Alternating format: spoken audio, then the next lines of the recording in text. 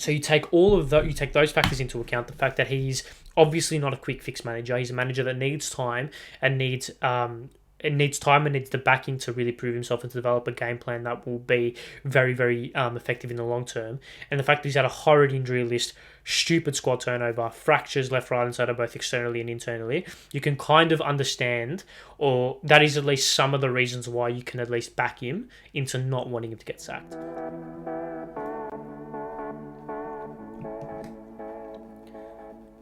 Hello everyone and welcome back to another episode of the 2 Footed Tackle podcast. I'm your host, Ari Stamatakos, as I'm struggling to hear myself through my microphone. Oh no, we're good now. Bit of technical difficulties early on, why not? But yes, welcome all back again for another episode. Episode 25, I think, of season 2. Yes, we're here again after a pretty uneventful weekend of football, if I say so myself, and just full transparency. Going to be a little bit of a reset pod. This one, basically, I've had a busy weekend. I haven't. I've just been really lazy. So it's going to be I'm just going to be chatting shit for an hour and 15, 45, 50 minutes. I don't know. I've got 2 things on my run sheet, 3 things on my run sheet, 4 things on my run sheet. Actually, I can't count. 4 things on my run sheet that I want to touch on. If that feels an hour, which it definitely won't, then great. If it doesn't, I'm just going to try and just go off the dome and just chat as much shit as I possibly can. Because, yeah, busy weekend / being really lazy. And then uni started today. So I had to at least put effort into like going and showing my face and being attentive until we get a month down the line and I don't rock up to any classes. But yeah, so I basically haven't had time. But I've also been lazy, so you can take of that what you will. A little bit of a reset pod, and by reset pod, I mean I don't have a run sheet, so I'm just going to talk off the top of my dome, and if it's entertaining, then it's entertaining. If you like the first 5 minutes of the podcast every week, it's probably going to be along the lines of that. If you want structured, detailed, I wouldn't say conversation, if you want a structured and detailed monologue, essentially, is what this podcast is, then this isn't really your place. Or this podcast, actually, stick around, it will be. There's going to be really in-depth discussions, I'm sure of it. Now, for those audio listeners as well, so visual listeners, you'll know exactly what top I'm wearing. Audio listeners, I'm wearing the Didier Drogba top. So that, to me, is the Chelsea away top from, 03 to 05 or 06. The white one with the blue stripes in the middle. Got that on, and I wasn't actually going to wear it this week, but as you can probably tell by the title, I wanted to speak on Chelsea, so I thought, let's wear this top this week, and I think it'll be good to speak to, at least acknowledge why I'm speaking about it, if that makes sense. Yeah, we're done. All the pleasantries and stuff. I don't know how long this podcast is going to be. I don't know how long this is going to drag. I don't know how long I'm going to drag this on for, but hopefully it's not too long. I actually can't be. I can't have gone for too long because I've got places to be. Yeah, that makes it sound like I'm cool. I'm not. Yeah, so we should be alright in terms of time. But yes, before I start things off, I actually forgot to do it last week. Make sure you subscribe to 2 Footed Tackle Podcast YouTube channel. If I could hit 200 before my birthday, which is the end of April, or 400 before the end of whatever it is, bloody April, my birthday, that would be grouse. That would be sick. That would be really cool. 19 away, I think, at the time of recording. So yeah, share it around. Get all your fake emails to subscribe. Get your mum to subscribe. Get your dog. Get your cat. Get your cactus. Get your goldfish. I don't know. Just subscribe. It would mean the world. It really, truly does. And of course, go on all the socials, 2 Footed Tackle Podcast on the socials. TikTok, Twitter, Instagram. Get around them that way. And then, of course, audio platforms, Google, Apple, Podcast, Spotify, and Anchor. 5-star reviews, thumbing it up, 100% rating, whatever it is. That would mean more than the world to me. Yes, let's kick things off. Let's start by just loosely chatting about the team that I support. I spoke about this last week. I didn't really want to speak about Chelsea last week because I value my mental health. And However, I don't think I can ignore it any longer.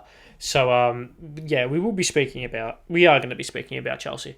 And yeah, do I have to? I think I have to. I don't think I can put it off any longer, to be honest. So we will be speaking about the Chelsea boys. Boys? I think boys is an accurate description.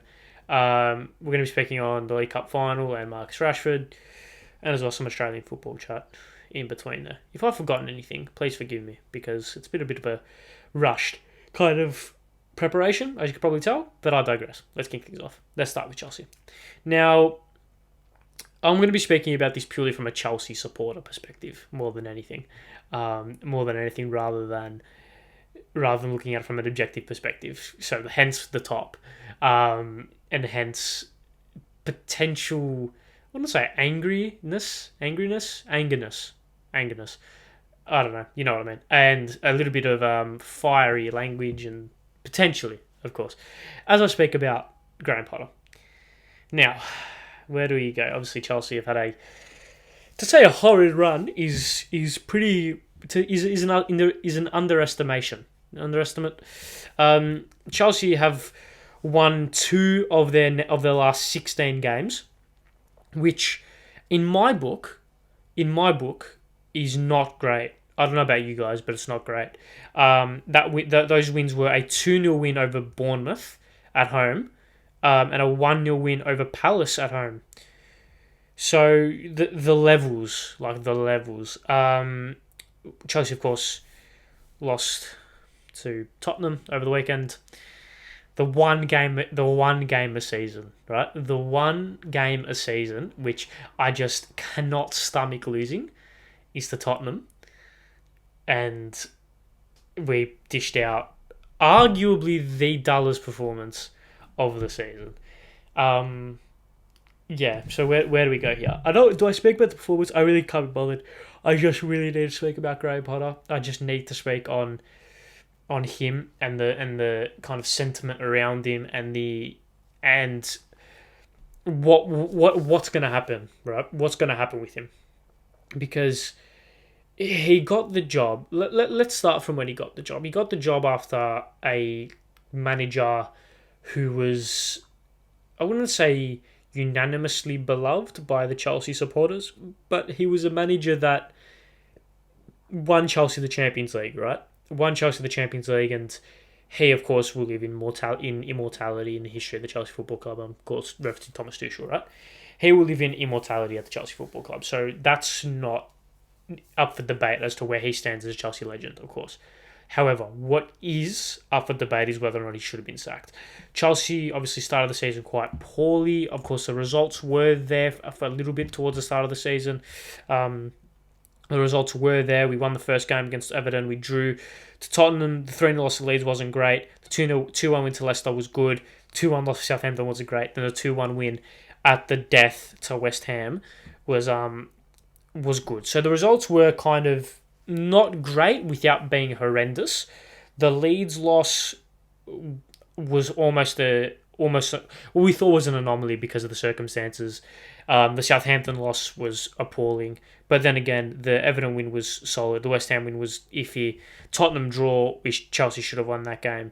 So there was a lot of kind of toing and froing about whether or not he should have been sacked, which was understandable. Anyway, he gets sacked, and his first game in charge, or Graham Potter's first game in charge, actually, when you're looking at Tuchel, he gets sacked. He gets sacked very early on in the season after having £400 million or whatever it was spent on him in the transfer window on a bunch of players who he may have wanted, may didn't want, who really knows, right? So you got to look at it from that perspective of, in my opinion, unjustly dismissed. However, he was dismissed. So we have to move on. You have to move on with the facts that we've got. He was dismissed. Graham Potter comes in after beating Chelsea. No, after not out of Chelsea yet, but after having outperformed Chelsea in the early stages with the worst squad in the Premier League, and having the reputation, in a sense, of being a good manager. Of course, he started his career at Östersunds, I think at least professionally, took them up I think 3 times, and then made them to the Europa League, beat Arsenal in the Europa League.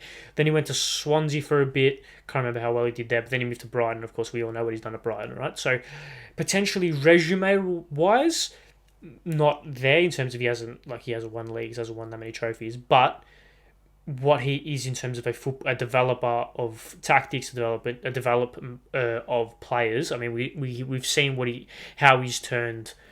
We've seen the development of Brighton players under him. Of course, like Cucurella has gone on to be bought by Chelsea for 60 million. Like McAllister's turned into a very good player. World Cup winner Pascal Gross has turned into a very, very solid player. Leandro Trossard has gone to league favourites Arsenal.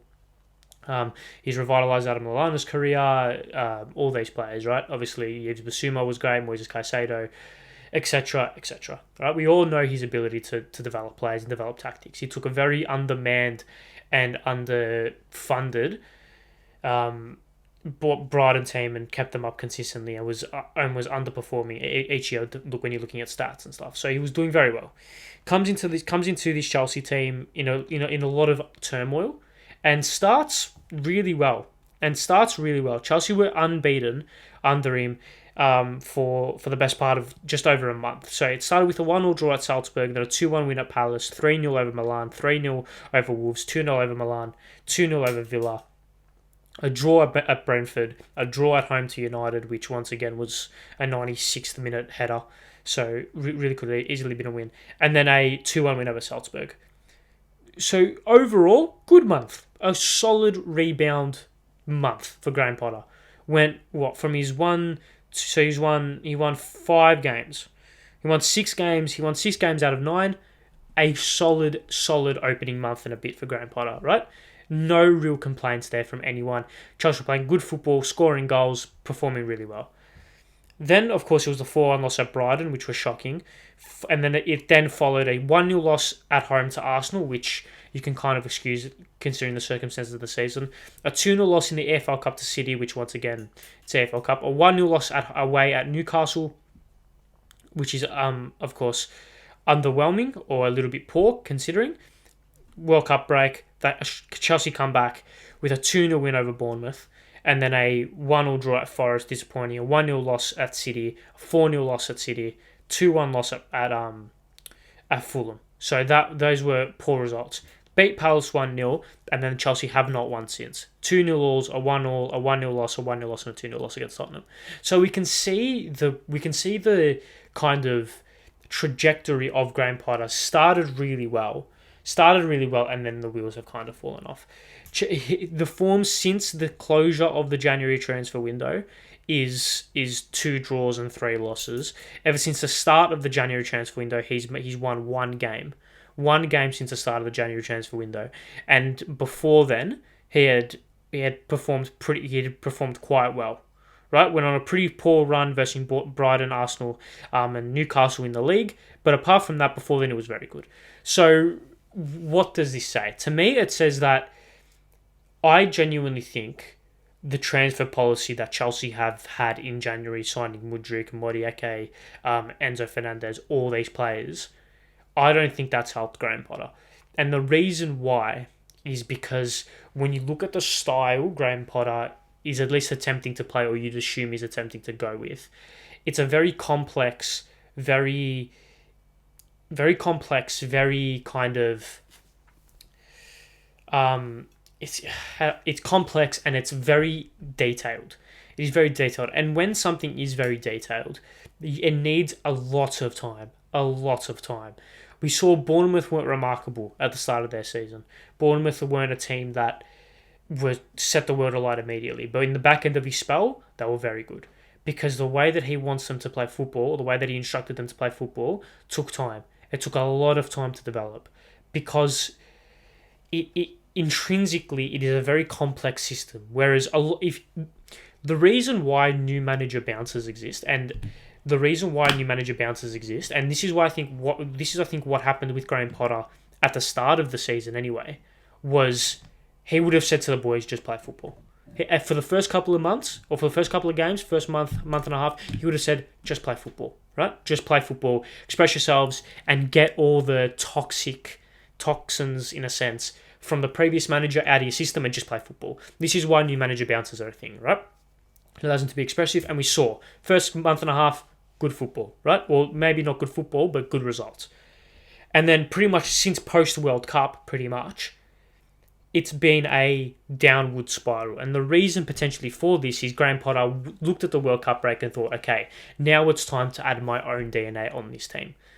So when the DNA of Graham Potter is such a complex and such a difficult to pick up straight away style tactic, it does need time. It does need time.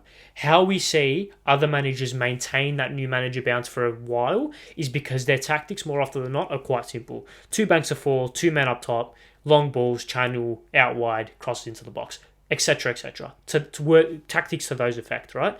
Which is very easy to pick up, very easy to understand, and very easy to drill into players. When Graham Potter is trying to implement a flexible system that heavily relies on football IQ and heavily relies on almost muscle memory from the training pitch, it takes a lot of time to develop. And it takes a lot of time to really integrate into the side. So to me, judging him off these first 15 games, or of these 2 wins in 15 games, can go either one of two ways. You can look at it from a perspective of, okay, 2 wins in 15 or 2 wins in 16 is not good enough. Chelsea have lost to Tottenham, which is unacceptable under any circumstances. And for the fan base, is almost a benchmark, is almost a step too far. Chelsea, and I don't know how Spurs fans feel about this, right? But Chelsea don't lose to Tottenham. Chelsea don't lose to Tottenham. I can remember Dele Alli scoring a brace at Stamford Bridge to win Tottenham their first game at the Bridge in 30 years or whatever it was. That was a big moment. Harry Kane scoring that 5-3 win was a big moment. Son scoring that goal at Wembley in that 3-1 win was a big moment. Chelsea don't lose to Spurs. End of. And Graham Potter, after this 2-3 months of poor results, has lost to Tottenham in a stadium where Chelsea, in the league at least, not only hadn't lost, but hadn't even conceded a goal. Not a good look. Not a good look, and not good for his potential hopes as to continue as Chelsea manager. Now, the board have come out and said that they will not be, or are keeping the faith, and they are not looking to sack him. And I'll give my opinions on whether or not I think he should go at the end of it, right? But when the board are coming out and publicly, or not publicly at least, but at least making it known to relevant people that they are backing Graham Potter and they are not wanting it, and they are backing him, and they're backing him, and they're not they're not going to sack him. I think that says a lot about the structure of the football club. Todd Bowley, we all know Todd Bowley doesn't know a lot about football, right? 4-4-3 says it enough, right? But what he has shown, despite his proper lack of football knowledge, is that he is getting behind the project. For the longest time, Chelsea have been manager in, manager out, manager in, manager out, manager in, manager out. That, while it has been successful, as a fan, it always leaves you with something more to want. With something more to want. Put it this way, when Chelsea won the Champions League, not this time, the other time, the second time, if it was Frank Lampard at the helm of that, it would feel 100 times more meaningful to me anyway. It obviously is meaningful, by 100 times more meaningful. I mean, the win right now means 100 out of 100. Just if it was Frank Lampard, it'd be 1,000 out of 100 type thing. I don't feel like it should have been Lampard. I just feel like if it was, it would have felt even bigger, right? Because it was that project. It was that long-term vision. It was investing time, money, energy, tears, blood, sweat, all that into a manager, into a regime, into a project, and having that repay itself is a great feeling. When that process is if you've had a bad 5 months, you're gone. If you've had a bad 6 weeks, you're gone. If you've had a bad 8 weeks, you're gone. It leaves you with something not quite there. Todd Bowley came in, saw Thomas Tuchel, didn't like the way that he was going about it, and got rid of him. Brought in a manager who definitely needs time. Is not a manager that is a quick fix. We've seen it. We've seen it. People who are saying, Graham Potter is so out of his depth.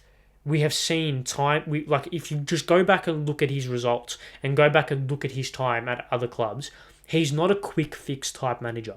So why are you expecting him to be this magical manager that can get us playing unbelievable football? It's going to take time, especially when he's had a stupid injury list, a stupid amount of squad turnover, a just ridiculous atmosphere around the club, both from external sources like the media and fans and Twitter in particular, and obviously internally there's been fractures left, right and centre. Obviously it's going to take time. And when you're signing, how many players of Chelsea, signed? I'm covering old ground. I've done clips, spoken about Potter so many times in this podcast before. There's clips on the YouTube channel if you want to go get it, if you want to go seek him out. But he signed 5, 6, 7, 8, 9, 10, 11, 12, 13. There's 13 players that have been signed that are in the first team squad from the start of the season that he's had to integrate. Because let's not forget, the players like Sterling, who played under both Potter and Tuchel, I'm pretty sure Sterling played under Tuchel anyway. But players who were signed before Potter was at least manager still need time to embed in the culture of the club and still need time to embed in what's going on, right? So that doesn't excuse it. You can't just say the January transfer window signings because it's pretty much every signing, right? It's every signing, right? So, yeah. Sterling played under bloody thingy, Tuchel, right? So these players need time to embed themselves as well. So you take those factors into account. The fact that he's obviously not a quick fix manager. He's a manager that needs time and needs the backing to really prove himself and to develop a game plan that will be very, very effective in the long term. And the fact that he's had a horrid injury list, stupid squad turnover, fractures left, right and centre, both externally and internally, you can kind of understand, or that is at least some of the reasons why you can at least back him into not wanting him to get sacked. However, when you look at the fact of the matter, 2 wins from 16 as Chelsea boss is not good enough.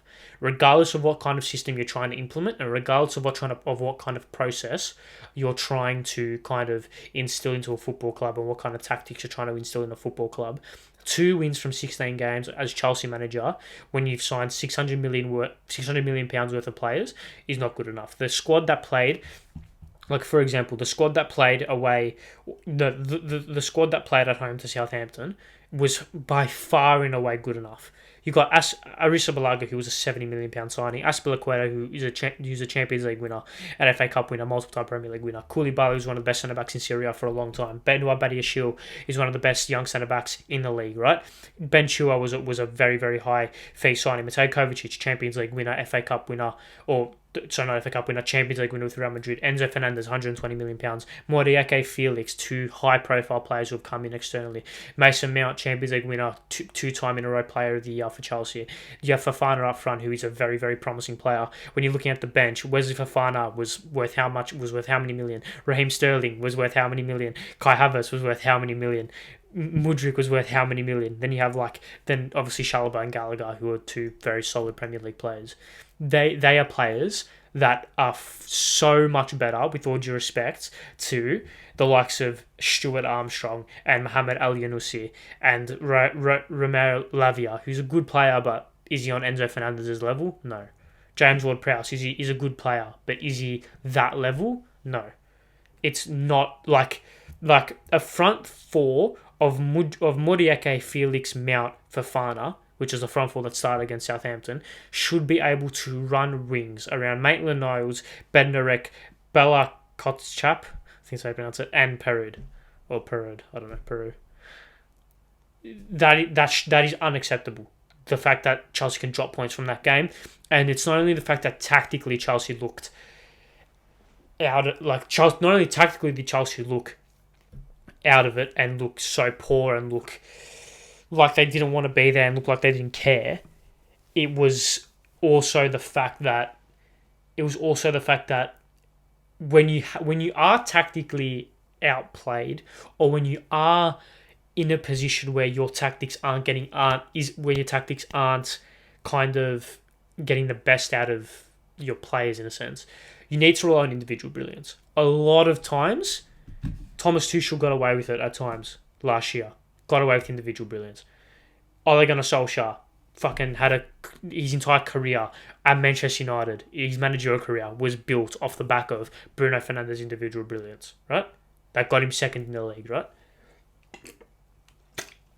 And you need to be able, as I choke on my water there. That's great. Can't even drink. You need to be able to have a culture and a kind of structure in place where if your tactics for a game aren't working out the way you thought they would, you need to be able to have a way in which you can win games without it. This relies on man management skills, and this relies on the ability to get players up for games. How many times have we seen massive derbies, whether it be Manchester, Merseyside, Liverpool United, North London, Chelsea Arsenal, Chelsea Tottenham, whatever? How many times have we seen a club so in form? Let's just use Chelsea versus Arsenal, just for example. How many times have we seen us or Chelsea be the informed club in the country, the team that is better than everyone, that has won 15 games in a row or whatever, and then Arsenal have won 5 out of their last 15, are struggling with injuries, struggling with form, struggling with confidence. But how many times has that game been very even, that ends in a draw or even an Arsenal win, for example? It's because you get up for big games. And barring the first 10 minutes against Tottenham, it was a boring, bland, uninspiring game of football. And that is 50% manager, 50% player, because the players need to take responsibility for not being able to G themselves up. Not be able to G themselves up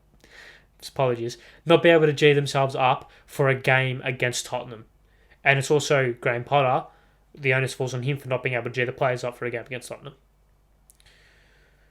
So there's a lot in terms of which way this could go. When you're looking at it from a fan expectation perspective, I think a lot of people thought Chelsea would be top 4 guaranteed this season. I don't think many people expected Chelsea to win the league.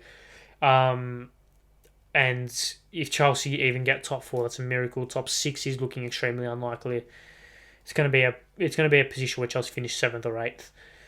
This season, you'd like to think that's the lowest they'd go. You'd like to hope, but it's a very tricky scenario as a fan, because if you do sack Graham Potter, who do you bring in? Who comes in? Poch? No, thank you. No, thank you. As a Chelsea supporter, I wouldn't want Poch anywhere near my football club. Is Zidane? Would he come? Probably not. I don't see him. Who's on the market? Who's on the market that is willing to take that step up? I mean, dare I suggest Ange Postecoglou? I'm going to speak about him later on, but it will be career suicide for him. I can tell you that for free. I wouldn't want him to do it. As much as I love him and as much as I think he can more than hold his own, I don't think it's his time. I don't think he's smart enough to understand that even if he was offered the job, he wouldn't take it. It's not ready. He's not ready for it. As much as I think he could hold his own, I don't think he'll be ready for it. So you got to look at the options. Everyone can identify a problem, but only geniuses can identify a solution. And it takes really, really smart people to identify a solution. Everyone can identify the problems at Chelsea. Tactics aren't going well. Potter's not the best. Potter isn't getting the best out of the squad. The players are unmotivated. But what is the solution? Tell me the solution. Is the solution to sack Graham Potter? Okay, who do you bring in? Who do you bring in that immediately fixes all those options? Because you can't say, it doesn't matter who Chelsea bring in. Well, it does, because if it didn't matter who Chelsea brought in, then why are we sounding out Potter when he's had a poor 16 games? If it doesn't matter who Chelsea bring in, if that makes sense. You need to be able to give a manager patience and need to understand the rationale between signing a manager. If Chelsea went out and got someone like a Rafa Benito or like a Carlo Ancelotti, if Chelsea went out and sacked Tuchel and got Carlo Ancelotti, then yes, immediate results. He's a proven manager that wins things. Instant results. Fair enough. Fine, I get it. If Chelsea went and got Jose Mourinho, fine, fair enough. Instant results are expected. I get it. But you didn't. Chelsea didn't sign him. Chelsea didn't go out and get that type of manager. Chelsea went out and got a project manager to build with a team. Because this team needs a lot of rebuilding. I've probably gone through this ages ago. I think I did definitely go through this ages ago. But who is in Chelsea's next Premier League winning team? Kepa, no. Mendy, probably not. Azpilicueta, no. Thiago Silva, probably not. Koulibaly, probably not. Chilwell, probably. Chalobah, maybe. Reece James, yes. Cucurella, maybe not. Fofana and Badiashile, you'd like to think so. Kovacic, probably not. Kante, probably not. Zakaria, probably not. Loftus-Cheek, probably not. Mason Mount, maybe. Gallagher, probably not. Chukwuemeka, probably, maybe. Fernandez, yes. Lewis Hall, probably. Andre Santos, jury's out, haven't really seen anything from him. Aubameyang, no. Sterling, no. Ziyech, no. Pulisic, no. Kai Havertz, probably not. João Felix, depending on if Chelsea sign him permanently. Mudryk, yes. Broja, probably. Murieke, probably. Fofana, probably. How many of those players are certains for the next time Chelsea win the Premier League, they're going to be in the squad? Reece James and Enzo Fernandez, probably about it. In terms of, yes, they will be in the squad. You'd like to think anyway. You'd like to think Chelsea would win the Premier League in the next decade. So you need to align your squad with your manager. This is a squad that needs tremendous overhauling. Like if I was in charge, Kepa and Mendy would go. Like if I could play Football Manager and just get rid of players, this is how I would do it for Chelsea. I think Kepa and Mendy need to go. Mendy is not good enough as a progressive goalkeeper. In my opinion, and Kepa unreliable. Azpilicueta, thank you, but time to go. Thiago Silva, 1-year extension. Koulibaly would go. Chilwell, Chalobah, James stay. Cucurella goes. Fofana and Badiashile stays. Kovacic stays. Kante, Zakaria, Loftus-Cheek, Gallagher all go. Mount, Kovacic, Chukwuemeka, Fernandez, Hall, Santos stays. Andre Santos, that is. Aubameyang goes. Sterling stays. Ziyech goes. Pulisic goes. Havertz goes. And then Felix, Mudryk, Broja, Murieke and Fofana stay. So it is a squad that is not ready to win the Premier League. It is not ready to win the Premier League because there's a lot of dead wood and there is a massive gap. I've mentioned this a lot. I've mentioned this previously. Like, I'm going over old ground, but this is a squad that has a massive gap between its experienced players and its kids. Massive gap. Who's 26 years old in the squad? Who's 26 years old and is a mature 26-year-old? Kovacic, that's it. And Kovacic probably is not even 26, probably older. 29 maybe, 28. So, like, you need to align the manager with the players. And if Carlo Ancelotti, because if we're talking talent-wise, this squad can win the Premier League. Yes, for sure, this squad can win the Premier League talent-wise. But where they are now and where the signings are kind of hinting at where Todd Bowley wants to take this Chelsea side, it's through a rebuild. You cannot go out and get a Carlo Ancelotti and expect immediate results. Or you can't, even worse, go out and get a project manager like Graham Potter and expect immediate results. With the squad and the kind of process and the project that Todd Bowley is implementing at Chelsea, which is quite clearly a kind of transition from the older Azpilicuetas and these type of players into the new gen, right? And these players who have been there a while, like Pulisic, like Ziyech, and who have gone through two managers now, into this new era of the Chelsea Football Club. So, where does this leave Potter? I think that's the overwhelming question. I don't know. if you asked me, if you told me, by the way, I really hope he doesn't get sacked in between the time I upload this podcast, or I stop recording and the time I upload it. I really hope he doesn't get sacked, because that would fucking make this podcast entirely redundant, and I'd probably have to refilm it, to be honest. But where does it leave him? I think I should give my opinion now. If I wake up on Friday morning and I see Graham Potter's been let go by Chelsea, I'd be like, I don't know what it'd be like. I don't feel strongly either way. I'm not a staunch Graham Potter must stay, but I'm also not a staunch he must go.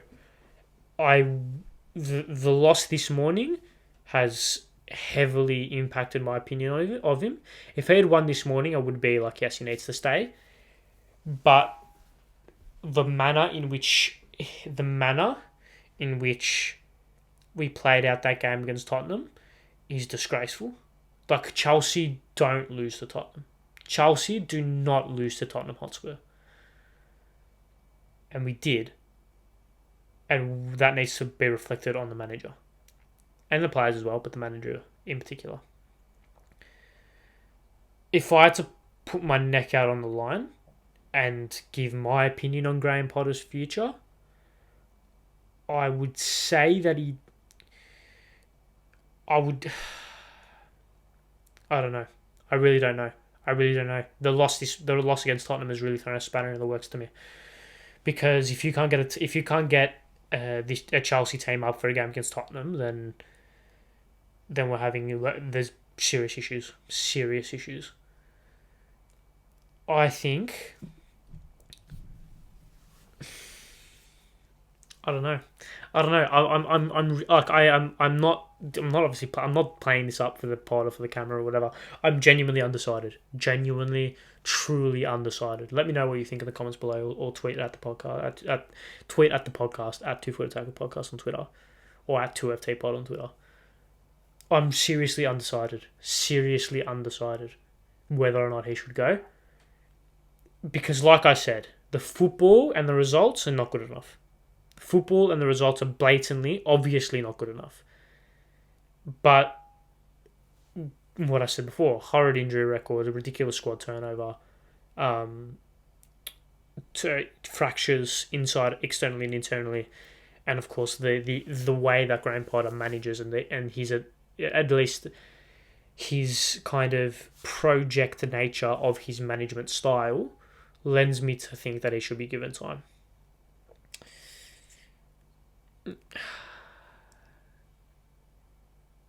I don't know. I'm seriously struggling to come to a conclusion. I feel like I can't not say what I think. Neck on the line type stuff, or maybe not neck on the line, but gun to the head type stuff, I'd give him the season. I would give him the season. I'd give him a pre-season. I would give him... Because the beauty about football, right? The beauty about football is that there's always next year. That's the beauty about the game.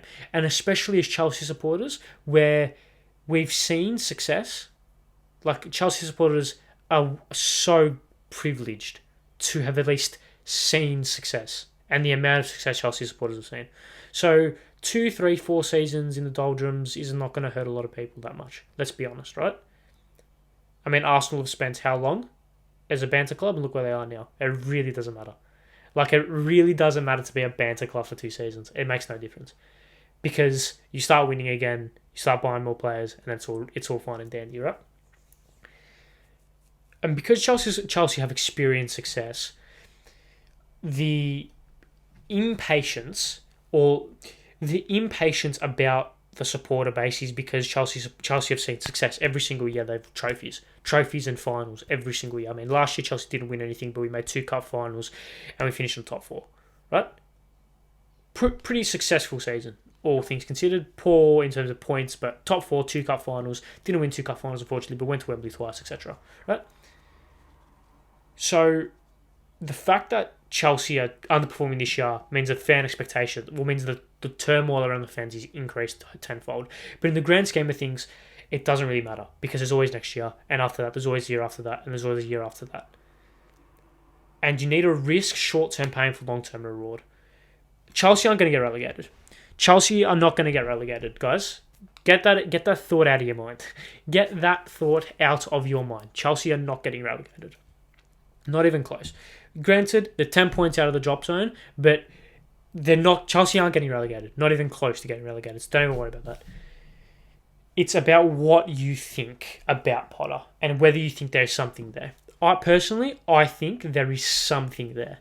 There is something there. I think you give him the season, you give him next full pre-season and off-season. You don't do a lot in terms of squad overhaul and squad management. You don't sign a lot of players. You maybe get rid of players. You don't go out and sign 7 players. You probably sign 1, 2 at the max. Allow Graham Potter to become settled in the squad that he's got. Fingers crossed for good injury record, and have him build continuity within his tactic and within his teams. And you give him the first 2 months. If there is no clear tactical and performance improvement within 2 months, you get rid of him. I'm not saying Chelsea have to win every game for the first 2 months of the season. That's not what I'm saying.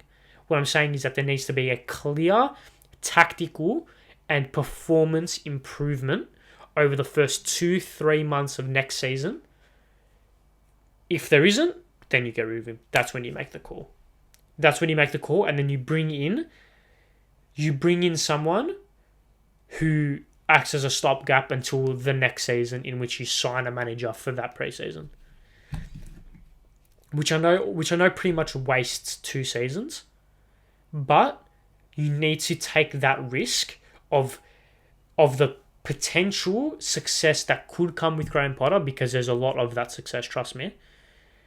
And you need to risk that for a potential wasted 2 seasons, because you need to figure out where. Because, let's be honest, he should never have been hired in the first place. Thomas Tuchel should still be the manager of Chelsea. Let's get that clear. You cannot, if you're gonna sack a manager, you sack them towards the back end of the season or in the off season. You do not sack them anywhere pre-January. It is a waste, genuine and utter waste of time. You cannot sack a manager before January. Waste of time. Actual waste of time. With January, you get 6 months as a stopgap, bang. And then you sign your manager in the off-season. Whether if you sack them in April, you give that new manager, or even bang, stopgap, there you go. The thing is, if you sack a manager in October, you can't have a stopgap to the end of the season, because it's a wasted season. You have to get your new manager who you want for next season when you sack him. So you have to have basically a full season of a manager with a squad he doesn't want, with tactics that aren't being fully implemented, and a mass upheaval within the squad because the manager's been sacked. The previous manager's been sacked. So it's obviously not going to work. Especially when the manager is a project manager and not a new manager, bounce manager like Graham Potter, if that makes sense. So to conclude, I think I've spoken about enough, 43 minutes. To conclude, I don't think Chelsea should sack Graham Potter. Despite the results, despite the performance, Chelsea need to hold on and cling on to that hope and that faith that things will turn around. Give him the end of the season. Don't sign any players in the off-season. Give him the squad that he's currently got, obviously barring a few departures, to get a proper tactic going in the off-season, to get continuity within the squad, to get continuity within the game plan, and get a good injury record, and then give him the first 2, 3, 4 months of next season. And if there's no performance and results improvement, then you get rid of him. That's what I would do. Give him to January of next season. That's what I would do. You give him a year. Give him 12 months, give or take, 11 months. That's how I would approach it, personally. But I don't know. Because I'm not a football manager, and I'm not a person that runs a football club. So I really wouldn't know. But they're my 2 cents. So yeah, I think we're done with that. Moving on. That was good. That was good. That was a good chat. That was. I feel like I've aired a lot of grievances there. Um, I was looking through today when I was trying to make the run sheet. When I was trying to make the run sheet, I was looking at I was looking at other podcast clips and stuff. And I was like, yeah, I spoke about Podder not that long ago, on the thing when I was looking at old run sheets, looking at old pods. But there you go. I digress. Let's move on. Actually, I'm going to take a quick break. To quick break, refresh my voice, and actually, do I? Yeah. The quick break, drink some water, have a Kit Kat, and it won't be anything for you because I'm just going to stop the recording and then come back. So there you go. Okay, I'm back. Had some water, had some nice freshly squeezed water straight from the mountains, and we're back. 40, to tick over 45, so I genuinely did not think I'd speak about Chelsea as long as I did, but I guess I guess I did, so there you go. Alright. Let's move on.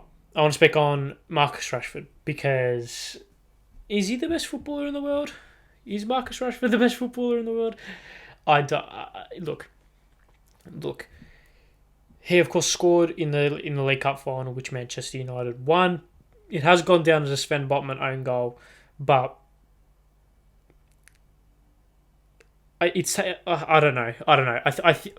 I'm gonna go and say that he. I'm gonna go on a limb and say he did score the goal. So we're gonna give it to Marcus Rashford. Marcus Rashford scored again over the weekend. He has scored fucking a billion goals in his last 3 games.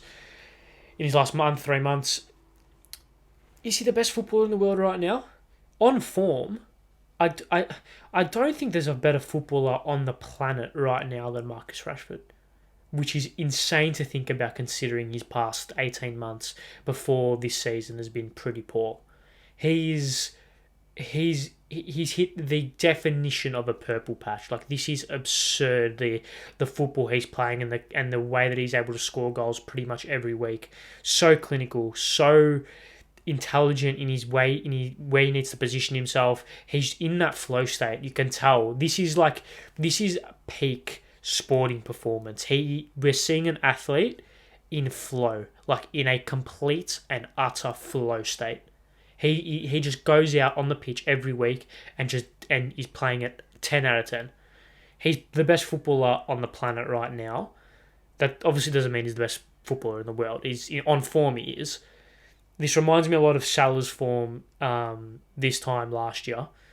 This time last year? Well, not this time last year, but like about 14, 15 months ago. He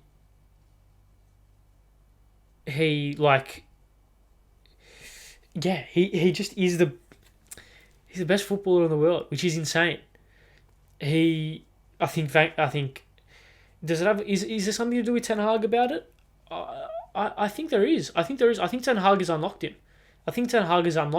Playing off the kind of left-hand side, using these kind of inverted runs that are being made because of the likes of Weghorst kind of drops in. I think this is the perfect position for Marcus Rashford. He's not a left winger. Like, he's not a winger, but he's not a striker. He is the definition of an inside forward or a left forward. He doesn't play wide left. He's not a number 9. He's not a centre forward. He's not a 10. He's a left forward. And he makes those diagonal runs in behind the defence, using angles, starting wide, coming in. He's got blistering pace. He's got a good eye for goal. He's got power behind his shots, but fantastic technique as well. He is just way too... He has the ability... to turn a game on its head like that. And he's just inevitable. Like, it's just inevitable. And it's weird, because if you told me this 18 months ago, I'd be like, yeah, no worries, mate. Like, no chance. I think a lot of people were confused as to why he got called up to the England squad for the World Cup. I was. Maybe that's just giving him the confidence to just go. It's giving him the confidence to just, be like, you know what, I am this good. Is it a purple patch, or is he really at this level? I don't think he's at this level. Like, I don't think this is what we're going to see for Marcus Rashford for the rest of his career. I think this is a purple patch, but I think this is that form boost, that kind of kickstart, because he's not young. He's 25, right? So he's got what, 7-8 years left at the top level, you'd think. I think this is kind of the patch of form. If he can maintain this till the end of the season, where it will kick on his career. He won't maintain this level of form for the rest of his career, and he won't drop off back to where he was like 18 months ago. But he's going to be kind of in between that, where he's going to be a solid player, like a solid player for both club and country. Will probably get 20 plus goals in all comps a season, and will just be a good footballer for the rest of his career because of this form, kind of this injection of form, this injection of confidence. Granted, of course, injuries don't hamper him, or a changing manager doesn't. A changing manager doesn't hurt him, or moving clubs doesn't hurt him, or form, or confidence, or something happens, whatever. You know what I mean. So, yeah, it is interesting. It is interesting to see how the massive form turn around. Not quite. Yeah. Let me know if you think he's the best footballer in the world in the comments below. I think he is. Okay. It turns out we are probably going to get an hour for what I wanted to speak on. So unless there's anything else that I wanted to say, in terms of kind of not on my run sheet, there isn't. So let's move on. Let's move on to A-League chat. Now, I want to speak on the actual games themselves. Of course, it was a pretty dull week, with all due respect. Not a heap happened. Melbourne City versus Sydney was good. Back and forth game, especially the first half. Marco Tilio, he is a talent. He's a talent. If he's not joining, if I don't see Irakunda and Marco Tilio playing in Europe within 2 years, I'll be shocked. Baller, absolute baller. He's a talent. He's a talent and a half. He's very, very good. Especially on the counter attack. That goal on the weekend was superb. Just his ability. He's got this stature.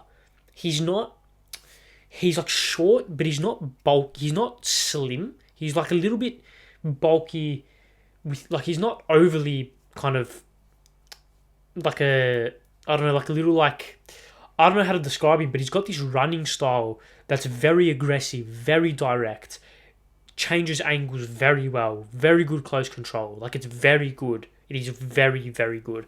Not just for A-League standards, just generally. His close control, his ability to explode off a mark and change direction and use quick intrinsic dribbling to get past a man is very good, very good. And he's a player that's hard to tackle. Very hard to tackle. Very hard to get your foot in and to really make an impact on him. So, yeah, he's a very good, and his goal on the weekend showed that. Of course, it was a 3-2 win to Melbourne City. They extend their lead at the top of the table, of course, with Central Coast dropping points. They extend their lead at the top of the table to, what is it? Is it 9 points? Yeah, 9 points. So, with game in hand, in which they're already 1-0 up in, you'd think they're all but going to run away with the Premier's plate and potentially the toilet seat.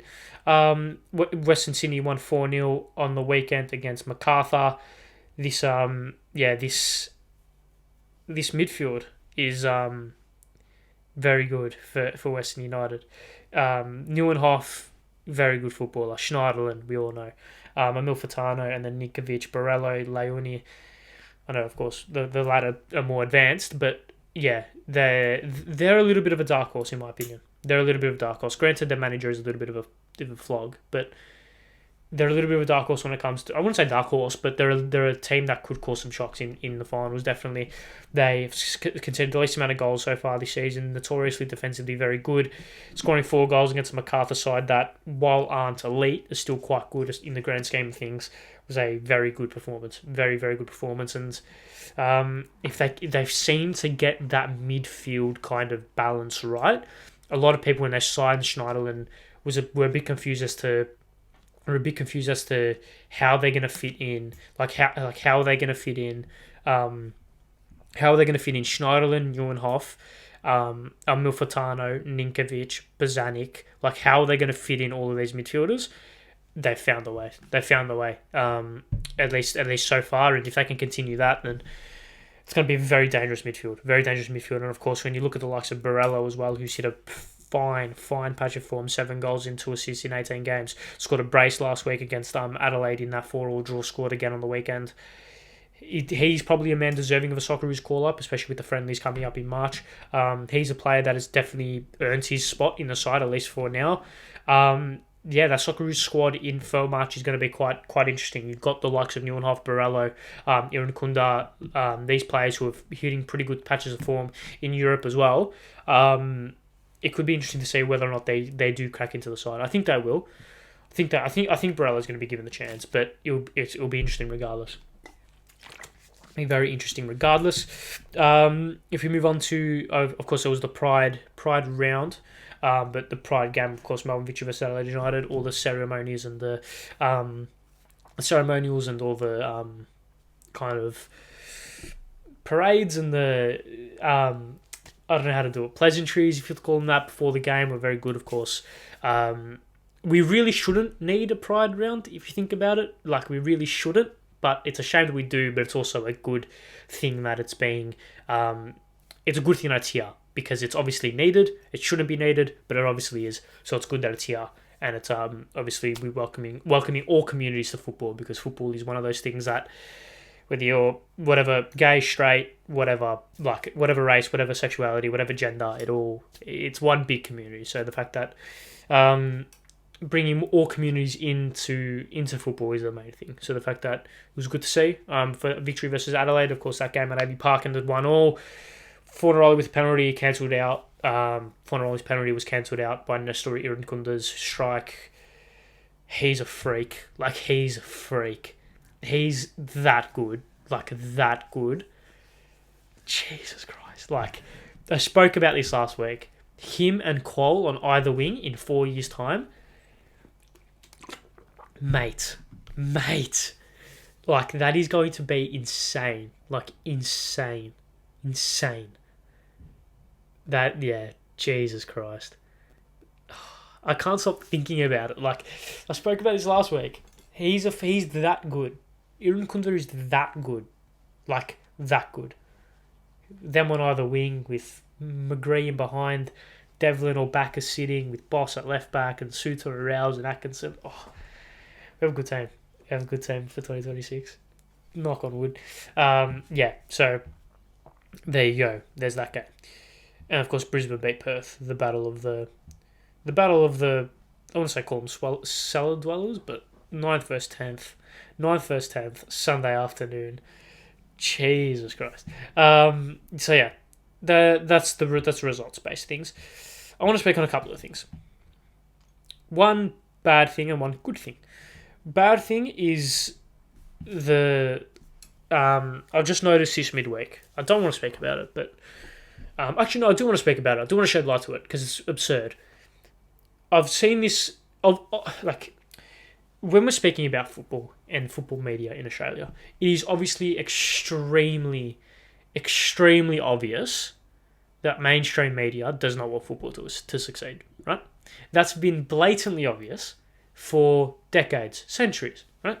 It's no surprise to anyone, and whatever reason that may be, that they don't want it to succeed, I'm not going to say it, but I'm pretty sure you can think about what I'm about to say, and it's something that has been prevalent, especially ever since the NSL started, this whole Sheila's, Wogs and Pufters. You understand what I'm saying, right? It is not an Australian game, put it that way. That's how a lot of the media see it, at least mainstream media.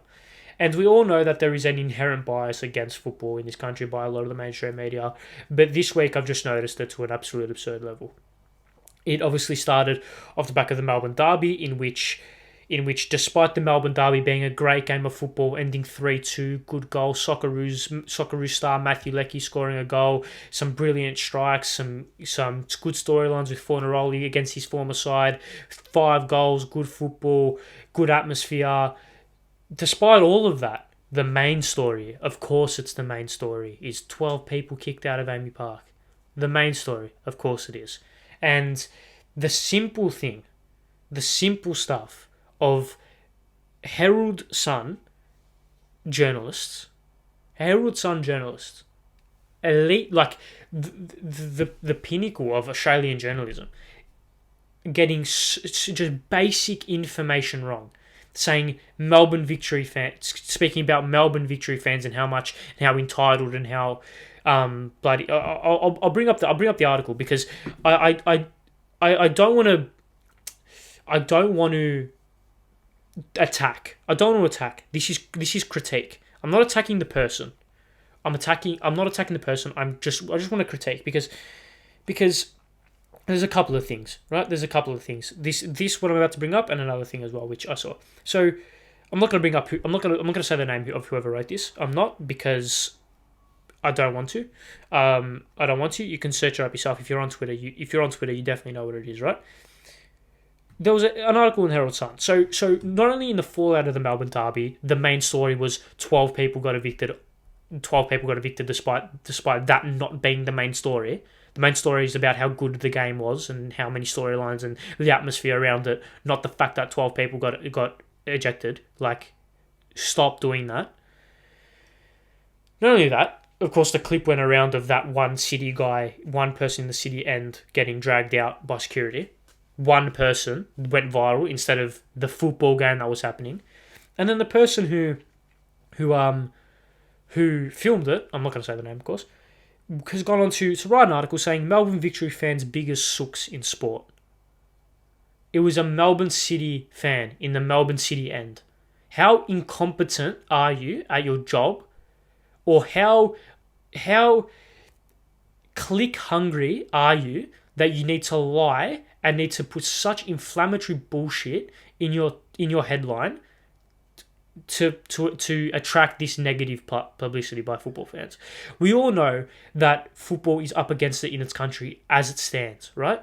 But the lies and the bullshit media attention that such a minuscule tiny shit is blown up to ridiculous proportions that happens at football games is absurd. And this is why the country that we live in, the country that we love, is so actively against the world game. It's fucking absurd. So not only was there that, but this came out today, or at least yesterday.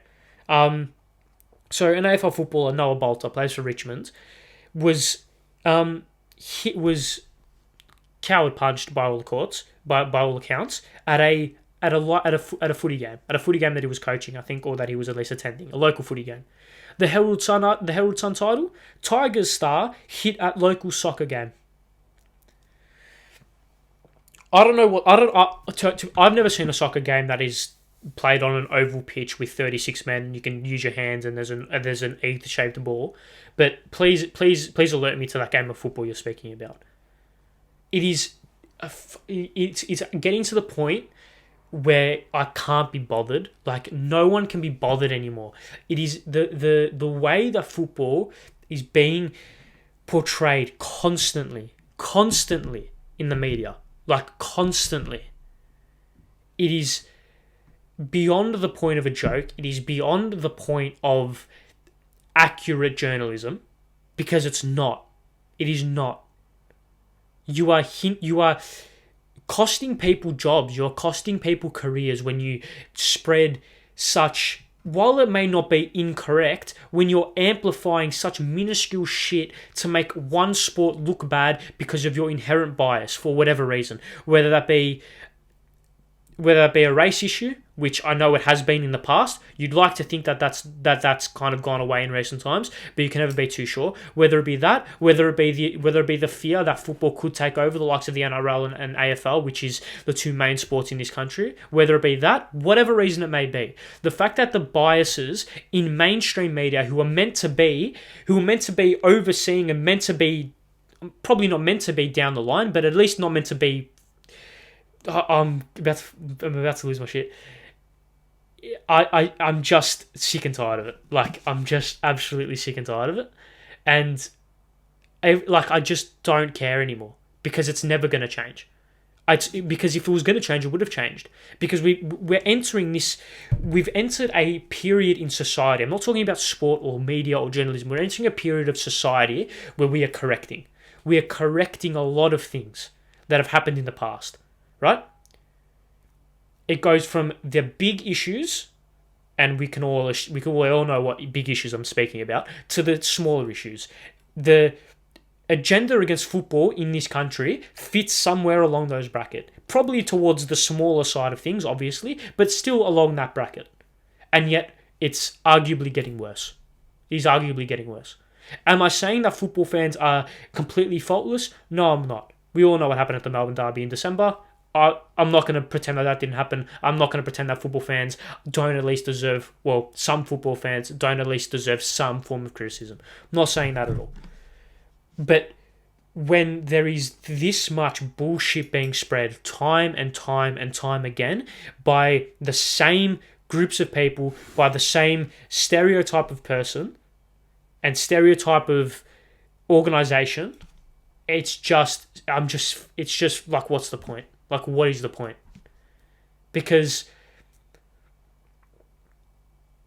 you are costing people livelihoods. Fact. When you're doing this, you are putting a bad reputation on so many innocent people, and people like this is what infuriates me. This is what infuriates me more than anything. AFL fans, NRL fans, tennis fans. I'm not even talking just fans. Forget fans. Media people, people in general, people who don't support football for whatever reason, genuinely do not understand the impact football can have on this country if it was the number one sport. It would be astronomical. It would be astronomical. The impact, not even sports based, economically, right? Societally, if that's even a word. The societal impacts and the economic impacts that football would have if it was the number one sport in this country is absurd, and people don't understand it. People don't understand it. People will never understand it. People will never understand it. It is the lifeblood of so many countries, and it directly impacts economies of certain countries for the good, right? Because people from overseas come, and what do? They go watch football. They go to a soccer game. If you go to London, you're going to a soccer game. If you go to Berlin, you're probably going to go to a soccer game. If you go to Paris, probably going to go to a PSG game. If you go to Munich, probably going to go to a Bayern game. If you go to Madrid, probably going to go to a Real Madrid game. If you go to Barcelona, if you go to Sevilla, if you go to Rome, if you go to Naples, if you go to fucking Dortmund, if you go to any city in Europe, you're probably going to go and watch a football game more often than not. You're probably going to buy a t-shirt. You're probably going to buy a scarf. You're probably going to do anything related that directly impacts football. People who come to Australia don't do that. They don't even go to AFL games because they don't understand the sport. That's not a criticism on AFL. I love the sport. I adore it, right? But it's different. It's apples and oranges. And I guess that's a very, very big tangent, right? Because I completely got sidetracked on what I initially was speaking about. But yeah, the mainstream football coverage, the mainstream media coverage of football in this country is a joke. Absolute disgrace. It's a joke. It's been a joke for a long time, and we all know the potential reasons why it is continually portrayed in a certain way. You don't have to be a rocket scientist. You don't have to be the smartest man alive to understand why a lot of people in positions of power and a lot of people who have influence over media and journalism in this country are actively against football succeeding. Because it's been the same reason that it's the same reason that it was in the 60s, 70s, 80s, 90s, and now the 2020s, which is insane to think about because, like I said, we've gone through a period. We're currently in a period of society where we're correcting a lot of bad things that we've done in the past, and it goes from the very important things, which we all know, the very, very important societal issues, to the minuscule things that still need correcting. This fits somewhere in that spectrum, to the far less important side for sure, but still fits somewhere. Right? Because it impacts lives. It does. It really does. If you don't think it does, then I don't know what to tell you. as I drop something off my desk. But I digress, because if I speak about it anymore, I'm gonna blow up. I'm gonna blow up. All right, let's move on. And let's go overseas, but let's continue to speak about Australia. Let's speak on Ange Postecoglou, because this is a man that makes me smile. He overnight won the Scottish Cup, or whatever it was, the Scottish League Cup, 2-1 over Rangers for his Celtic, and for his Celtic side. A brace by Furuhashi got the job done. I'll tell you what's funny. I made a very similar clip last year, debating whether or not if he was the greatest Australian football export. I put him on the likes of Sam Kerr as probably living, or not living. That's morbid. I'm talking active people in football, with managers or coaches or players, in terms of their in football exports. Ange Postecoglou is one of the best things that Australia has ever done. If that makes sense. The fact that we've ostracised him to the point where he felt so disenfranchised with the way football was treated in this country that he had to go overseas to make his mark. He went to Japan, did what no one thought he could, has moved to Celtic, has done what no one thought he could, says a lot about the man, and he's going to go to England. He's going to go to Spain, to Germany, to France, to Italy, and do what no one thinks he can do. Because he's that good. He's that good of a manager. He's going to coach a top 6 Premier League side. He's going to coach a top 6 Premier League side within the next 5 years. Guaranteed. In 10 years from now, we're going to be speaking about Ange Postecoglou as one of the best managers in Europe, without a shadow of a doubt. He's that good. He's that intelligent. He's that switched on. And he, from an Australian perspective, is so important in the Australian football landscape, because he gives hope to so many managers or people or fans or media people, whoever, who are so disenfranchised with the way football has been treated, for the reasons that I've just said, who have been so disenfranchised with the way football has been treated in this country, to be like, you know what, stuff this, I'm going overseas and I'm going to do it. And guess what? He's doing it, even when no one thought he could. So there you go. I love that man. I love that man so much. He's a god. He's an actual god. I love him. Anyway, I digress. Let's move on. Let's move on to the preview of the week. I think, So turns out I had enough on my run sheet, because I speak about Chelsea for a long time. So there's no Champions League action, and it's pretty boring. Big Blue this weekend, which is great for victory. Victory might actually win that. City and Newcastle is going to be a good game. Expect City to win that. Chelsea are playing at 2 a.m. Great. And Liverpool versus Man United. So expect either a 2-0 win to Liverpool. Expect either a 1-0 win to Liverpool or a 4-0 win to United. They're the only two options, I reckon. So there you go. I'll be back next week, hopefully with a little bit a more broader range of topics to speak about, but I didn't think I'd be speaking about the 4 topics I have done for this long. But anyway, thank you very much for watching another episode of the 2 Foot Attack podcast. Thank you very much for sticking around. Make sure you leave your thoughts in the comments below. Make sure you do all the socials, follow TikTok, Instagram, Twitter, all the audio platforms. 5-star rating would mean the world to me. There is obviously a Linktree link in the bio, both my Twitter and the Instagram. 19 more subscribers until the end of April. They'll reach 400. Share it around. Share the message would mean the world. Thank you very much for sticking around. Speak to you guys next week. See you guys soon. Goodbye.